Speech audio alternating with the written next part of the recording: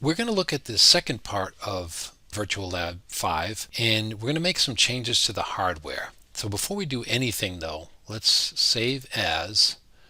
I'm going to take the file from the first part of Lab 5, and I'm going to save it as sequential process ABC spring return with Rotary.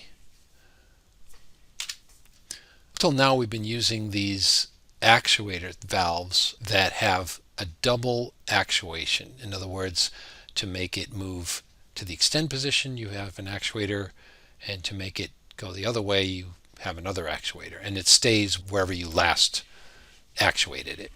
What we're going to do is replace these with spring return valves. So the valve on the right side that pushes it to the retract position is going to be a spring, and then there'll just be one output that puts it to the extend position, and as soon as that output goes false it springs back. So to make the change, you just double click the valve, and on the right side you can delete where it says symbol A. You can delete that and change the actuator to just a spring. Now notice this bounces back and forth. So what you want to do is press OK when you have it in the position you want it to be in default. So I'm going to wait till it's in the left position and then click OK. Alright, same thing with this valve. Double click, get rid of the B, replace it with spring, click OK. And then this one, there's no C minus, get rid of that and replace this the spring. That's the first change. The next change is we're going to replace this middle actuator with a rotary actuator, just to make it a little more interesting. So go back to add an object, and under pneumatic, under actuators, click rotary actuator and then open. And I'm just going to get rid of these lines that are here right now.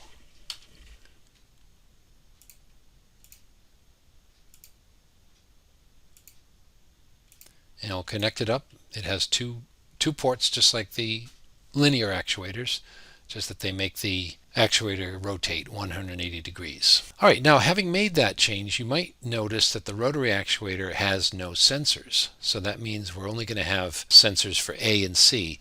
Now the other thing is there's no place on the actuator, if I put a uppercase B, it doesn't show up anywhere. So I'm going to just use text to label that. So if I go up to the draw category, I can pick text and just put it there, double click that and just put an uppercase B.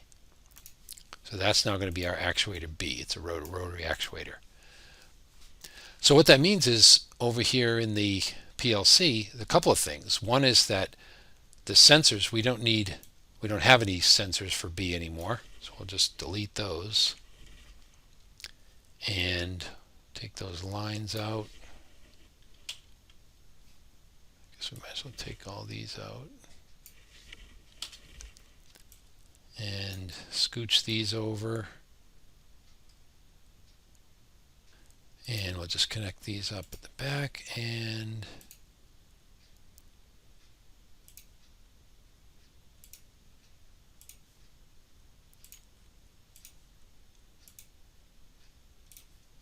alright.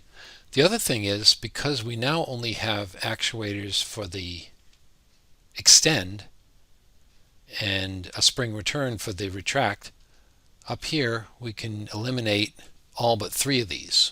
So I'm just going to delete the ones on the right and change the labels rather than try to move the actuators around.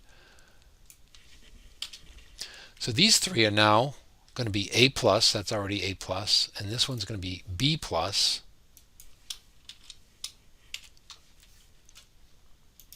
and this one is going to be C+.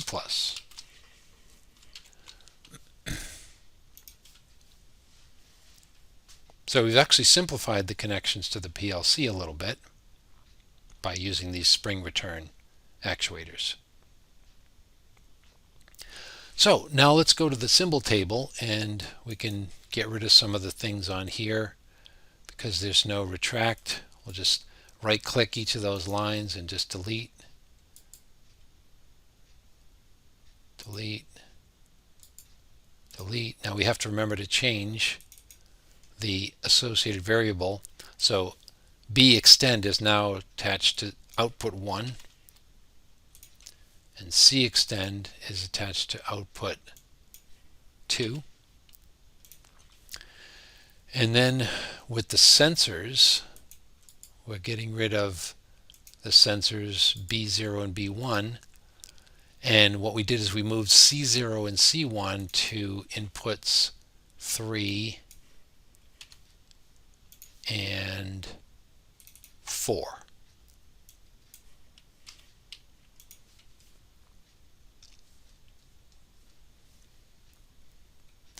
Okay, now we're going to go back to, well, let's go back to the drawing.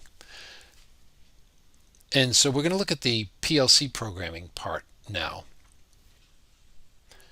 And one of the big differences, or the major difference that we're going to have to deal with, is that the actuator B, the rotary actuator, has no sensors.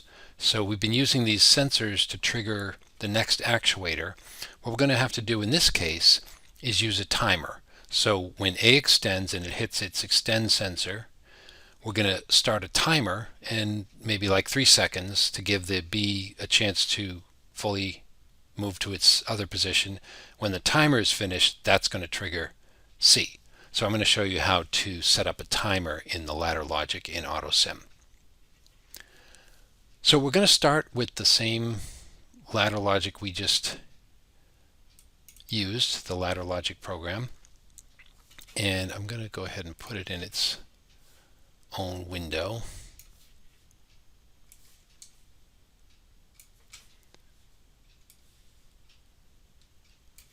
And make this bigger. So I'm going to also change the name of the program.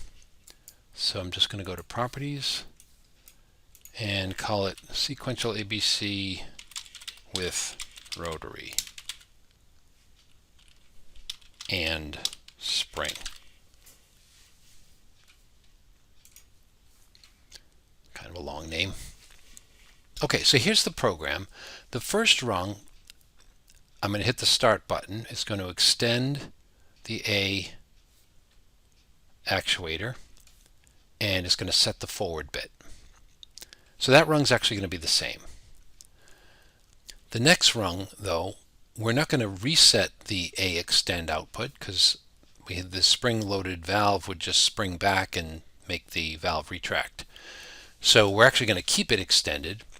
So I'm just going to take this B extend set block, select it, and then move it up here. Now the other thing we're going to have to do at this point, because the B actuator is the rotary, it doesn't have a sensor to work with. So this is where we want to start the timer. And to do that, I just need a regular output. Looks like this. So to make this into a timer, you click on the output, you pull up this selection box. The syntax for a timer, I'm just going to type it in, is uppercase T, and we'll just label the first timer 0, and then in parentheses the amount of time. So I'm going to make it 3 seconds, that's 3S, and then OK. So that will be a 3-second timer. Now on the next rung, this is the rung that's going to set the C extend to true. I'm going to move this block up here because we're not going to reset B, just the same reason we didn't reset A. And I'll just clean this up a little bit. Now, because there's no B sense 1, instead of that we're going to use the timer 0. So to do that, I'm just going to go up here and delete B sense 1. And now we just drag in the time.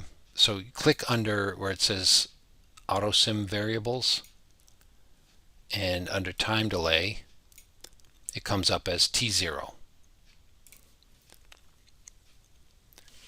So when that 3 seconds is up, that T0 is going to go true and it's going to cause C to extend. All right, let me just clean up this block here with a straight line. So now we can move this whole thing up.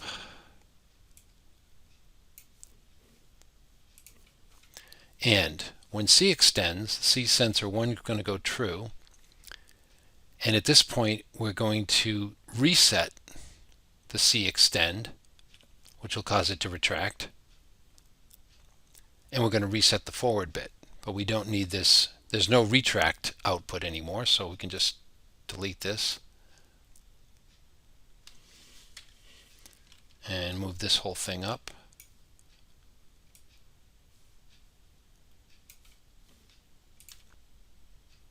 So the next rung, now forward is reset to 0. When C sense 0 goes true, which means C is retracted, we now want to move the rotary actuator back to its default position. So that means we have to reset the actuator B. So I'm down to my symbol list, and what we're doing is taking the B extend and resetting it. Now remember, B has no sensor, so we're going to have to do the same thing we did up here. When we reset B, we're going to give it 3 seconds to fully retract. So I'm going to replace this output here with a timer. And so first I need to go down to ladder blocks, replace it with a regular output. It looks like I have this R hanging on over here. I've just got to fix that. So this is going to be another timer. We're just going to click on the block, and this is going to be timer 1. And same time, 3 seconds, same amount of time. Now, forward is 0. Instead of B sense 0, we're going to use the timer 1's output, which can drag it up here and change that to T1, lowercase t1. And so that will reset the A actuator. So down here to the A extend will be reset. And that is the end of the process. So I'm just going to delete this lower part and replace this line here.